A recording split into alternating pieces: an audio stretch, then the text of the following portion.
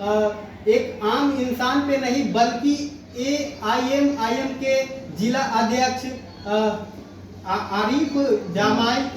आरिफ जमाइल के ऊपर हमलावर किया, और हमलावर ही नहीं बल्कि उनका हत्या करने के बाद मौत भी हो गया। उन्हीं के विषय में चर्चा करने के लिए आज हमारे साथ AIM के नेता हमारे साथ पंडित मनमोहन झा जी है, जो कि इस पे अपने प्रतिक्रिया देंगे, अपने बयान देंगे। जी स्वागत है सर। बहुत बहुत धन्यवाद। जहाँ तक नीतीश जी की बात है, बिहार की बात है, आज बिहार अपराधियों के तांडव से थर रहा है। बिहार में आम आदमी, कमजोर आदमी का सुनने वाला कोई नहीं है, और ये कमजोर और आम आदमी तक तो था ही, लेकिन अब बिहार की धरती पर सामाजिक राजनीतिक रूप से जो नेता अपने आप को जनता के बीच जनता की आवाज बनकर सरकार को आईना दिखाने का काम करता है, आज उसकी भी हत्या होने लगी। उसी की मानगी है कि सिवान की धरती पर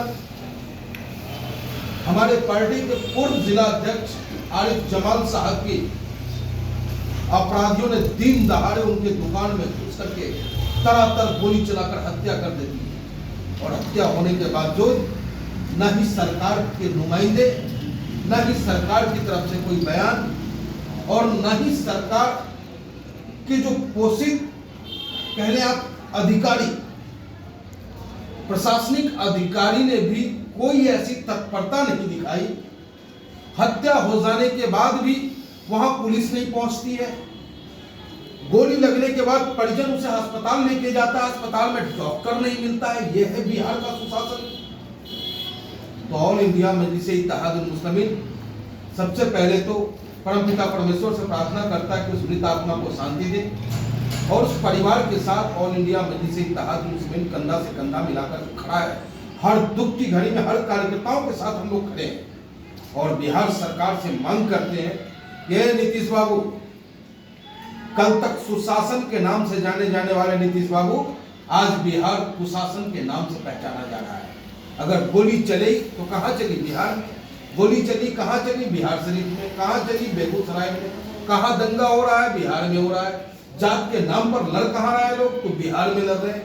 तो बिहार में अराजकता का माहौल है। बिहार में शरीफ आम इंसान और राजनीतिक लोग सुरक्षित नहीं है। और इससे पहले भी हमारे बिहार प्रदेश के अध्यक्ष और 4 बार के विधायक हैं, वो माननीय विधायक हैं, उन्हें भी एक अमर यादव नाम का अपराधी जान से मारने की धमकी देता है, जिसकी FIR दर्ज होती है, लेकिन अब तक प्रशासन उसे भी गिरफ्तार नहीं कर पाता है। तो ये रिश्ता तो कुछ कहलाता है क्या? बढ़ते ऑल इंडिया मजलिस इत्तेहादुल मुस्लिमीन के कद को देखकर ये सरकार घबरा रही है क्या? ये सरकार नहीं चाहती कि बिहार में कमजोरों की आवाज का कोई नेता बने?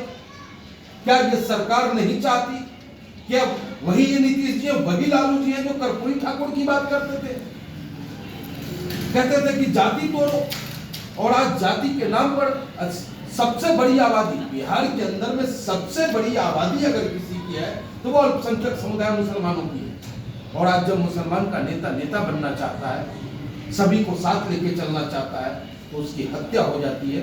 ये काफी दयनीय है। मैं आपके माध्यम से महामहिम राष्ट्रपति महोदय से भी अनुरोध करूंगा कि बिहार में बिगड़ती कानून व्यवस्था पे उनकी पैनी निगाह करे, और आवश्यकता पड़े तो सरकार को बर्खास्त करने का। FIR दर्ज हुआ कि नहीं? FIR तो दर्ज होना ही था। FIR तो दर्ज होना ही था। जब हत्या ही हो गई तो FIR तो संवैधानिक प्रक्रिया है, वो तो दर्ज होगा। लेकिन अपराधी अब तक गिरफ्त में ना आना 48 घंटे हो गए। शनिवार लगभग शाम 6-7 बजे करीब ये घटना घटी है, और अब तक अपराधी का न पहचान होना, न उसकी गिरफ्तारी होना, क्या दर्शाता है भाई? अगर पुलिस चाहे, शासन और प्रशासन चाहे तो पाताल से भी अपराधी को निकाल सकता है, लेकिन चाह क्यों नहीं रहे हैं, सवाल उठता है। क्या लगता है घटना जो है इसमें कोई राजनीतिक चीज़ों की वजह से हुआ है, या ये घटना का अंजाम जिस अपराधी ने दिया है उसको ये हौसला कहाँ से आया कि इस तरह की घटना को अंजाम दे दिया? देखिए, अपराधी यूं ही अपराध नहीं किया करता है ना, कहीं ना कहीं उसे किसी न किसी बड़े ताकत का संरक्षण प्राप्त है, क्योंकि हमारा नेता, हमारा कार्यकर्ता संवैधानिक रूप से अपने क्षेत्र में काम करता है। कभी भी वो वायलेंस को समर्थन ना हम करते हैं, ना हमारा नेता करता है, ना कार्यकर्ता भी करता है, न ही हम अराजक तत्व को बढ़ावा देने का काम करते हैं। हम तो समाज के बीच जाते हैं, जनता से अपनी बात कहते हैं, हम कहते हैं कि हमारी पार्टी की सोच क्या है, हम क्या चाहते हैं। हम चाहते हैं कि गरीब बच्चों के हाथों में कलम हो, हम चाहते हैं कि कमजोर चेहरे पे मुस्कान हो, और ये प्रचार करना अगर गुनाह है तो इस प्रचार को हम करते रहेंगे। बिहार सरकार सुन ले कान खोल के मेरी बात, ऑल इंडिया मजलिस इत्तेहाद मुस्लिमीन का प्रत्येक कार्यकर्ता ईमानदारी पूर्वक जनता के बीच जाता रहेगा और आने वाले 2024 में मजबूत उपस्थिति दर्ज कराने का काम करेगा। क्या मैं इनके डर से चुनाव प्रचार करना बंद कर दूं? क्या मैं इनके डर से लोगों की मदद करना बंद कर दूं? नहीं, डर के नहीं, मरना पसंद करूंगा लेकिन डरना पसंद नहीं। गठबंधन में नीतीश कुमार का चेहरा भी सामने आ रहा है 24 चुनाव के लिए। देखिए, ये गठबंधन ठगबंधन में किसका क्या रहा उससे हम लोगों को कोई लेना देना नहीं है। हमारी लड़ाई जुर्मियों के खिलाफ है, हमारी लड़ाई जुल्म के खिलाफ है, हमारी लड़ाई न्याय के लिए है। कौन है जुल्मी लोग? बेवकूफ बना करके वोटरों को वोट लूटने का काम करते हैं। आप नीतीश कुमार को जुल्मी बोले? बिल्कुल, बोलने में कोई गुरेज नहीं है, बोलने में कोई गुरेज नहीं है हमें। बिहार का मुख्यमंत्री है। बिहार के मुख्यमंत्री हैं, लेकिन मुख्यमंत्री होने के साथ साथ उनका दायित्व भी बन जाता है। जिस पद पे वो बैठे हैं, जिस जिम्मेदारी के साथ वो बैठे हैं, उनका दायित्व बनता है कि चाहे वो अगली जाति का हो, पिछड़ी जाति का हो, अल्पसंख्यक हो, बहुसंख्यक हो, उसको सुरक्षा प्रदान कराना हमारी जिम्मेदारी तो नहीं है। कि एक राजनीतिक कार्यकर्ता की हत्या हो जाना, क्या आप इसे हल्के में लेना चाहते हो? अब तक सरकार का कोई नुमाइंदा जाकर के उस परिजन से मिलने का काम नहीं किया है। सरकार से मांग करते हैं कि कम से कम 50 लाख रुपए का मुआवजा उस पीड़ित परिवार को दिया जाए, क्योंकि उसके छोटे 11 साल के छोटे बड़े बच्चे, 3 बच्चे उनके घर में, जिसके कंधों पे पूरे परिवार की जिम्मेदारी, उस परिवार की जिम्मेदारी को उठाते वो समाज की भी जिम्मेदारी उठाने चला था, और आज उसकी हत्या हो जाती है। काफी अफसोसजनक है, निंदनीय है। इसकी जितनी भी निंदा की जाए वो कम। जब आरएसएस जैसे नेता का हत्या इस तरह से कत्ल हो जा रहा है, तो आम जनता क्या बिहार की सुरक्षित है? यही तो मैं कहना चाह रहा हूँ कि आम जन तो त्राही कर ही रहा है।